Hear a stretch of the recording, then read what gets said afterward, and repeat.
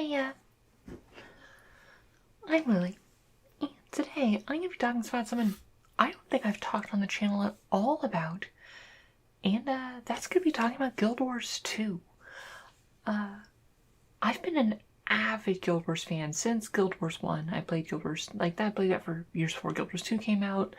Played Guild Wars 2 since launch, and I kind of stopped playing it about the time I started this channel about a couple years ago, which was right before the launch of Path of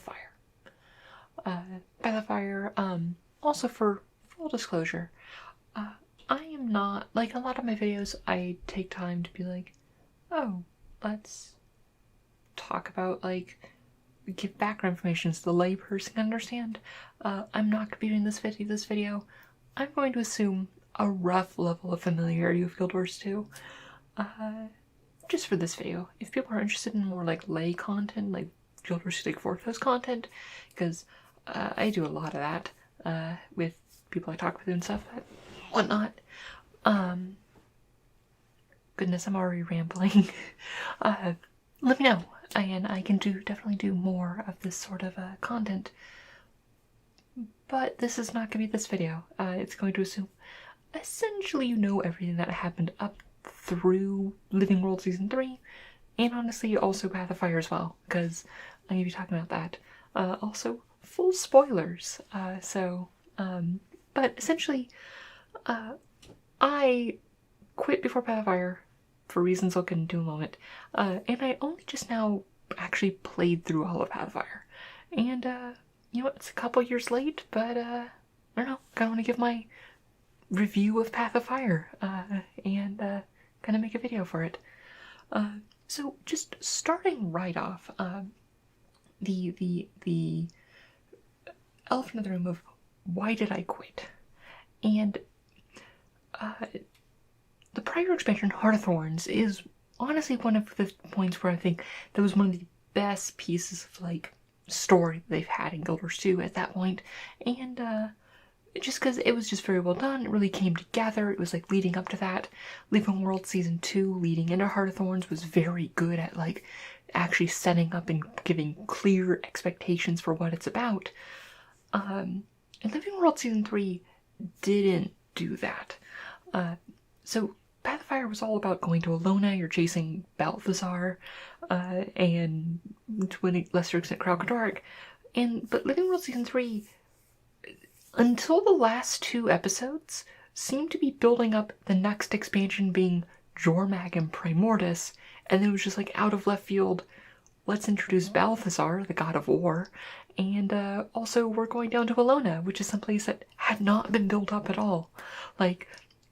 Literally, it was we did some stuff with the White Mantle and stuff, which is a nice, cool side mission, but it was just okay, that's cool, but it was okay, let's build up a bunch of stuff about Jormag and a bunch of stuff about Primordus and the Fire Alien Chain, and we're setting up this idea that we're gonna pitch these two dragons against each other so they can neutralize each other and get tired and go to sleep or whatever, because we can't kill the dragons now because they're actually an important part of the world's ecosystem, and maybe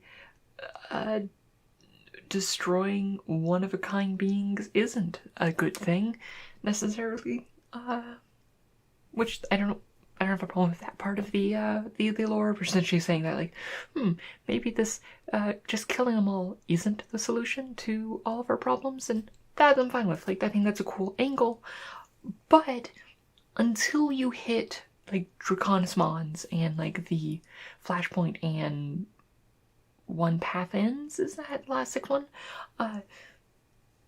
It was leading up to Jormag and Primordus, and now it's all of a sudden it's okay, so there's still some Primordus stuff, but hey look, it's Balthazar, everyone's favorite god, except, not really. Unless you really like PvP and Guild Wars 1. But let's just talk about that, where first and foremost, I just have problems with the fact that they brought back Balthazar. Because there's a few reasons, but the first and foremost is that kind of the whole human story is that the gods were supposed to be like very distant beings and kind of had just like left this world.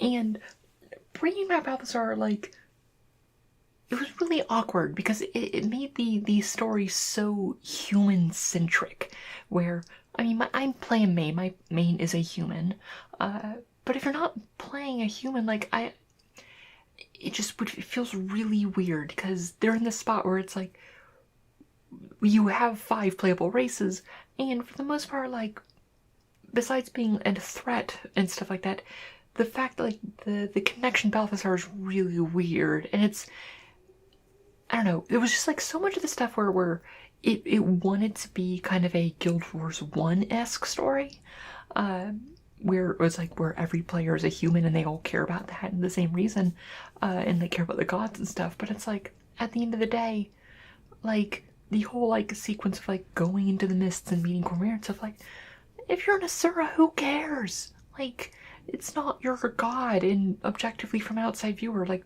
you don't care. These are just people who've, like, these are just powerful entities that have left Tyria, and who cares?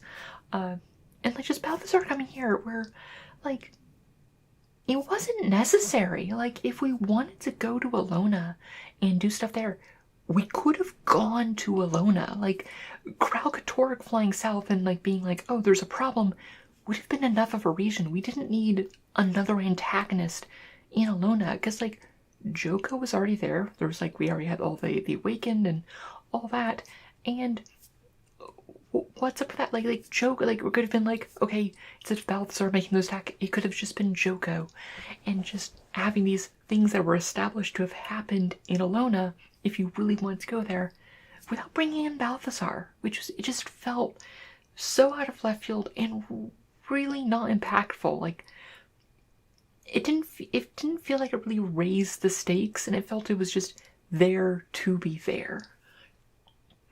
Unrelated, I know it's not the most important thing, but Balthazar has a really dumb beard. I just want to point that out. It's really dumb, and I could not get past that when it comes to this whole visual aesthetic, because his beard just looks really dumb.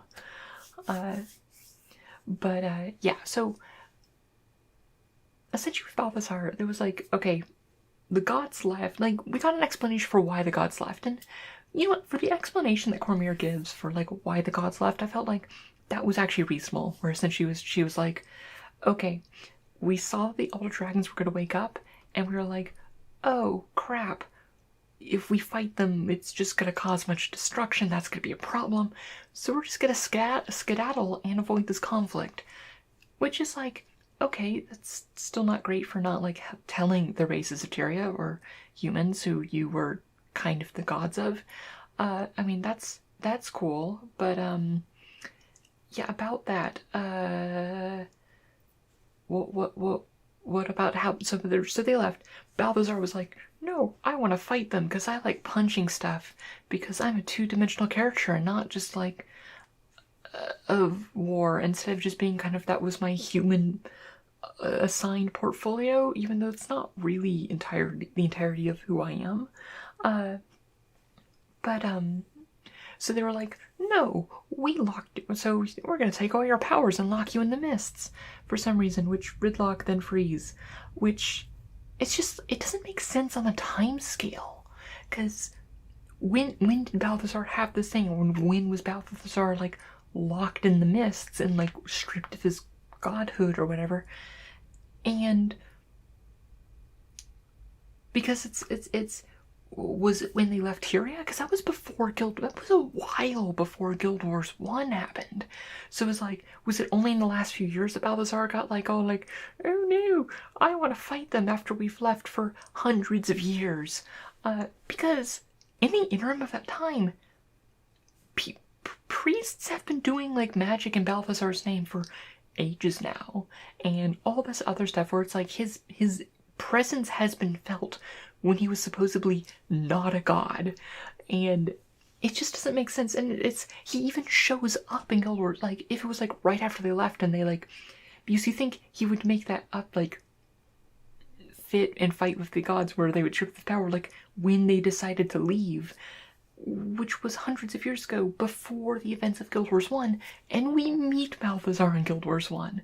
So it's just like, the timing of that feels really weird, and really at the end of the day, my biggest problem with the plot overall is just, why is Balthazar here? There is no good reason that I can come up with.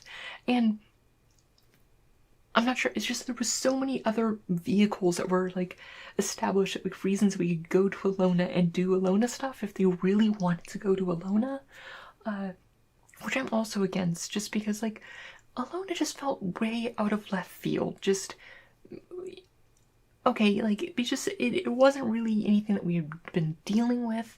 Like, why haven't we heard about Joko? If Alone is important, like, and we want to build that up, we could have had stuff with Joko going on, like kind of like establishing that, because it's the only reason we haven't heard from Joko in like the event, like it's been kind of sealed off. The Sea of Sorrows has been like was cut off by the fleets of Zaitan, but now that Zaitan's been dead for several years, that you think Joko would start poking around, being like, "Oh look, I'm Joko. I have a giant army and whatnot, and I maybe I want to conquer stuff. I don't know." And that could have been a reason why I have to come down here. Let's just talk about the Char, like current events, like with Ice Root Saga notwithstanding. What have the Char been doing? The Char have been sitting idle for years now. At the base game, they signed a peace treaty of Krynoa that we need to deal with the dragons because we have a dragon problem. But they are a military society that has been at least at a ceasefire for a long time. Also, can we get an update on what happened to Ridlock trying to stop the faux fire? Wouldn't he go back, and now that he's back, and try to stop the faux fire again? I don't know, but let's just drop that plot, because why would we want to pick up plots that we used before? But, the thing is, like, the Char is they have their sights set on, like, honestly, it's like, the only reason they haven't conquered Kryta is because of the Shiver Peaks and the logistics of invading across the Shiver Peaks. And the Dragon Rising was like, okay, maybe we have like Kryta that should have a ceasefire. But now we know that there's this expansive human settlements right on their doorsteps to the south of Ascalon, like in the Crystal Desert. And like Amnoon isn't just like 5 tents when some guys, like it was in Guild Wars 1, it is a thriving like city. Why haven't the Char even, like, I don't know, thought about invading Amnoon?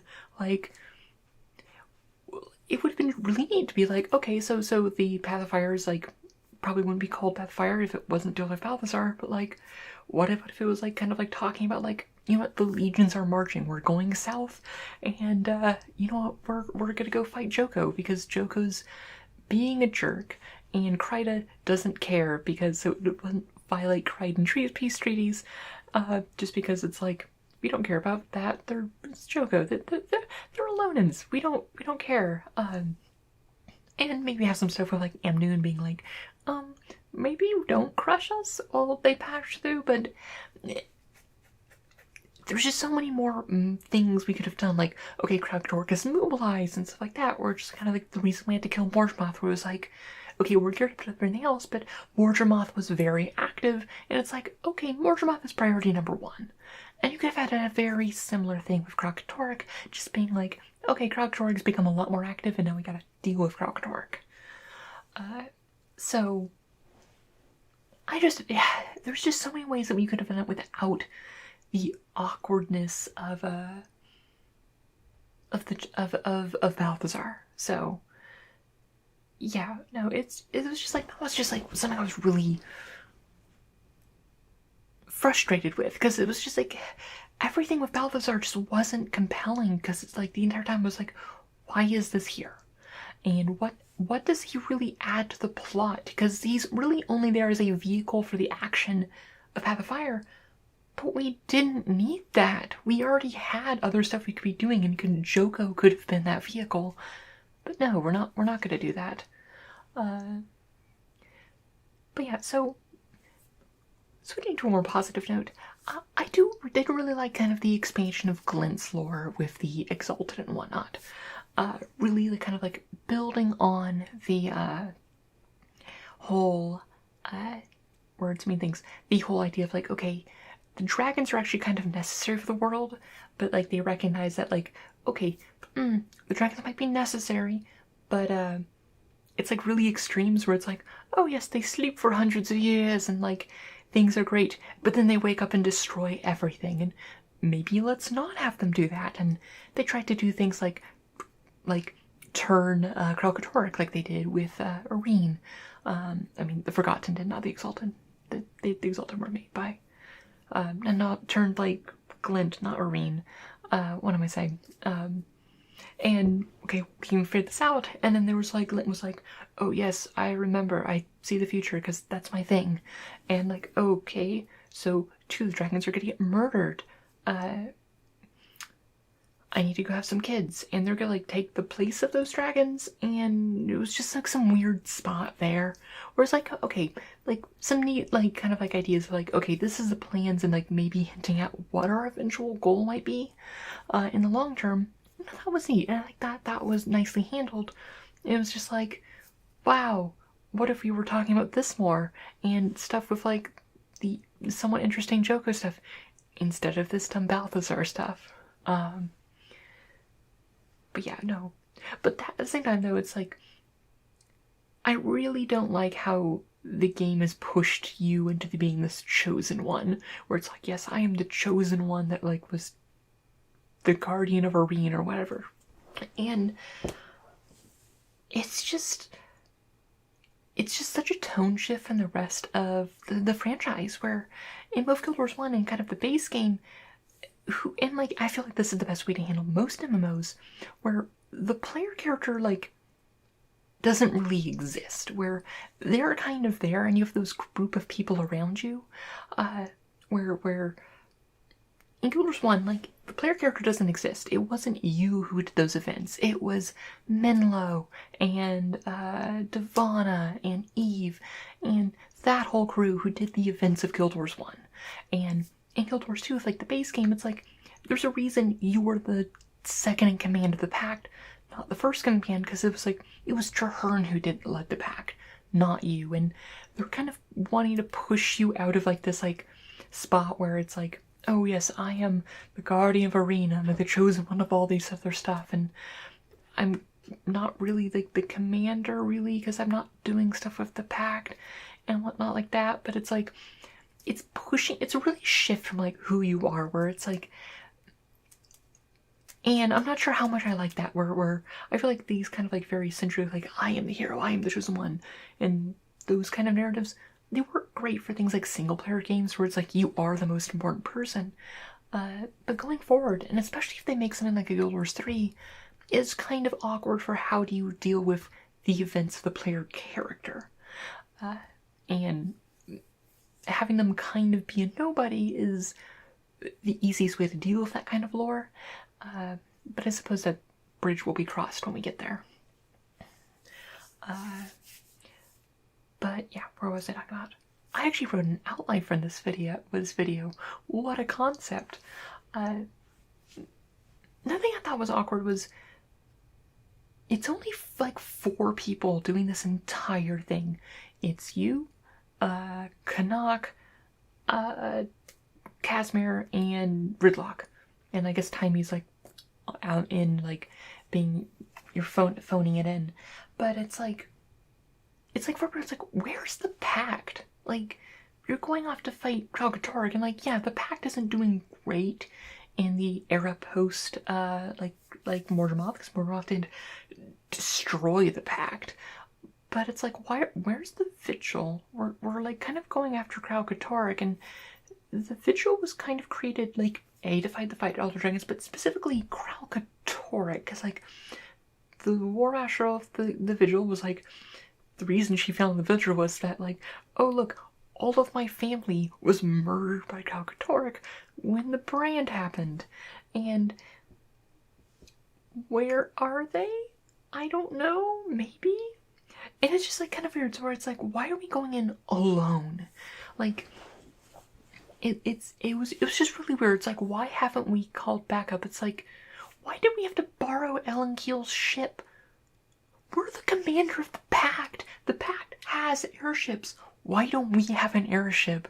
Like, seriously, like, we're the second in command of the Pact. Surely we can, like, pull some strings and be like, give me an airship or whatever.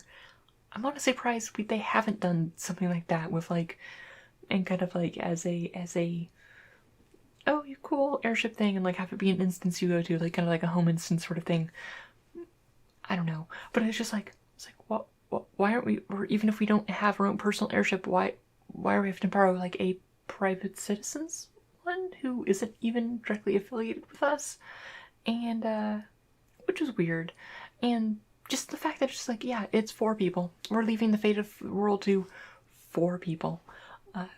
Because it was like, as opposed to like Guilders 1, or not Guilders 1, Heart of Thorns, where it was like, yes, sure, the pact is destroyed, but it's all packed and we're getting together. And like the zones were all about like directly tying into the story. And because it was only 4 people, like some of the zones just feel so disconnected to what you're doing. Where it's like, yeah, like this is stuff that's going on and like it's its own world and stuff. But at the same time, why are you doing these? Well, yes, Joko's evil, that is true, but why am I wasting my time like helping like this insurgency against him?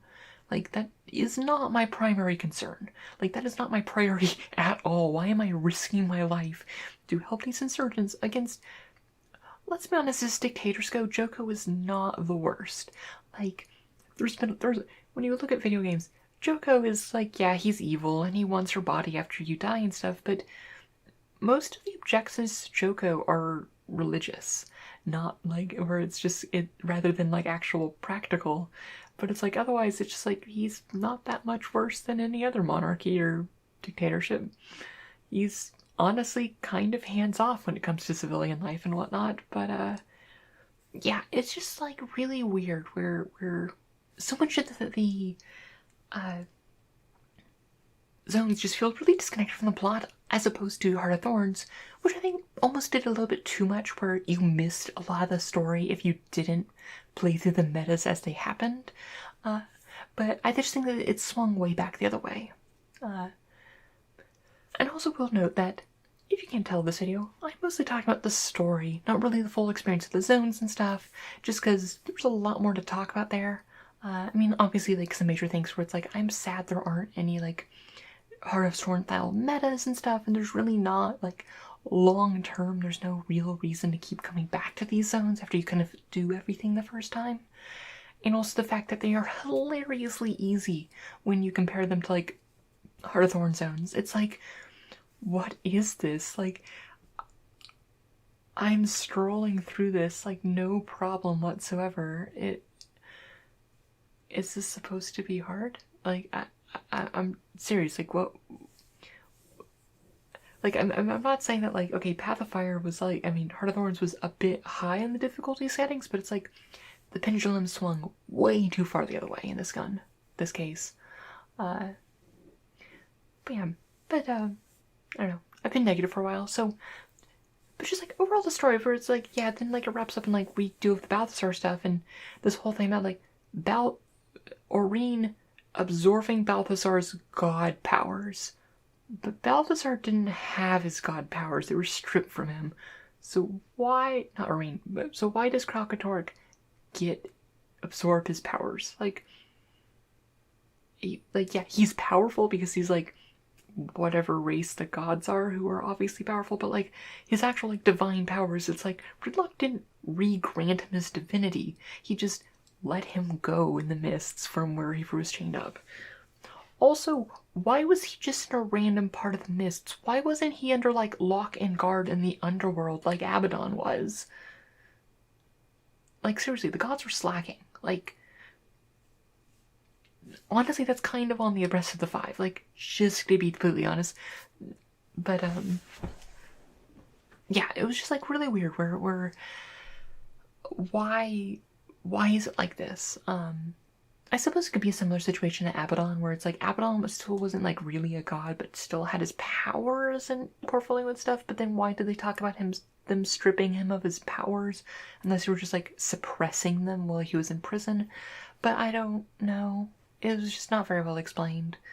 But on a positive note, despite all my problems with the story itself, it was exceptionally well delivered. Where and they really got a good strive on actually conveying the lore and getting these story instances. Like, the story instances mechanically were interesting, they were fun, the achievements were like neat things to do with them. I still have a lot of them to do still, but they weren't like Living World Season 2 achievements where it's like, really, this is hell. Where it's like, okay, I actually can do this, these seem reasonable to do. Also, on a tangent note, I do appreciate that the masteries do not require as much of a boatload of mastery points, and it's just kind of like much more. I don't find myself, I'm like finding myself like leveling up about the same rate that I'm getting mastery points, which is at the right pace, and they hit that very well, and I appreciate that. Yeah, but also just like, I mean, Guild Wars 2 has never struggled in this, but the zones were absolutely gorgeous. I have mixed feelings on mounts as a whole. I do like how they feel. My quick rundown on my feelings about mounts being added to the game.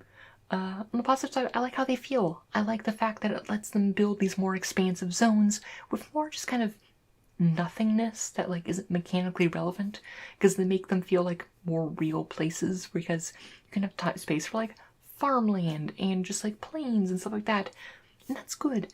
They almost felt they felt like a lot of the zones that were like, okay, we're gonna recreate these Guild Wars 1 zones, and they were able to do that a lot more successfully than they did in the base game, because it's like they rebuilt some places in Ascalon, but they felt really cramped and close together, because Guild Wars 1 zones were massive, like truly massive. It takes you forever to get anywhere, and they didn't want it to take forever to get everywhere in the base game, but it just felt like Ascalon feels kind of cramped in a lot of spaces. Like the fact that you can like run from like Nailin Academy to Ascalon City in like 30 seconds. But on the other hand, like, yeah, okay, so these zones actually did make like, okay, it does make sense, like where it's like, okay, they're spread out and it captures that Guild Wars 1 feel. Back to mounts, I like how it does that and allows them that zone design. I generally like the feel of them.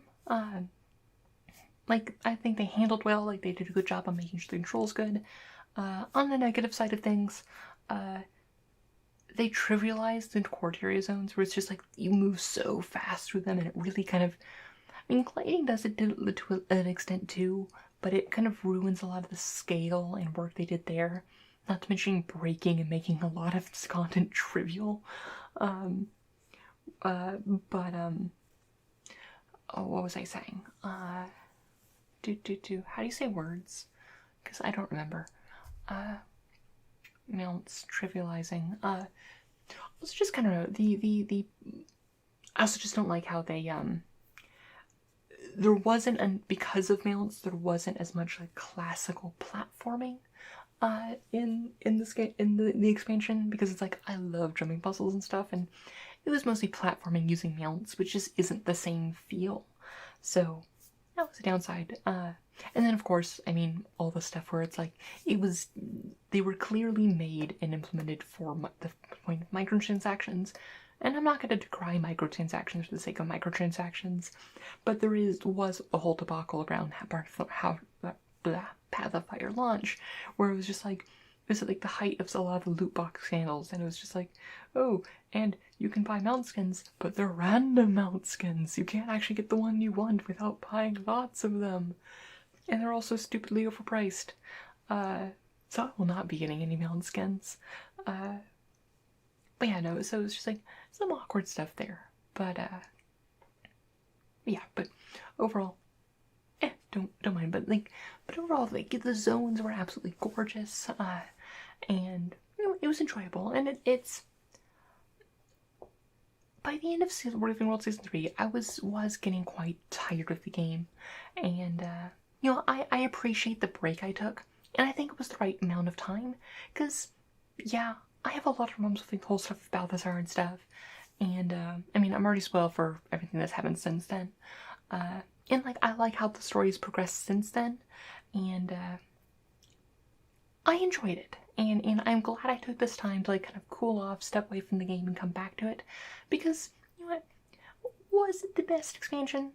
Not really. Was it as good as Heart of Thorns? No, not in the slightest.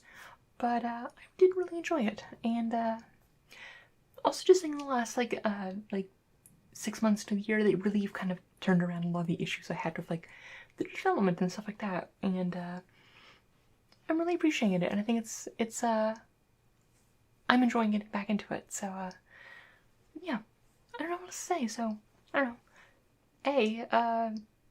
Any thoughts on this? Like, do I have that many Guild Wars 2 players here in the audience? Not audience, viewers or whatever. I don't know who you are. Like, what are your thoughts on like how have you enjoyed Path of Fire? And especially the people who've been like playing Path of Fire for the last 2 years, like retrospective, because it's like for me it's very fresh in my mind. It hasn't really set that well, and like these are kind of my initial thoughts on it. But yeah, no, let me know. Also, let me know if you'd be interested in some more Guild Wars 2 content, because if I'm going to be playing Guild Wars 2 more again, I'll be thinking about it a lot, and I'll probably be able to talk about it a lot more. I'll definitely try to stream some too. But yeah. Well, I don't actually have much to say. That kind of covers my thoughts on the story for the most part. Not enough cast story. Like, let lesbians kiss, please. Just like, I understand it was probably an issue of like getting like Marjorie's voice actor in there, but I'm glad that they showed up by the end and they're not breaking them up or anything. Because what fantasy franchise would you just erase their queer representation? Well, can't think of a single franchise that would do that. But let them kiss again. They've kissed in the past, but let them kiss some more. Yes. But yeah, no. I'm looking forward to it. Well, that's all for tonight. And I hope you have a wonderful night. And as always, may your stories smile upon you.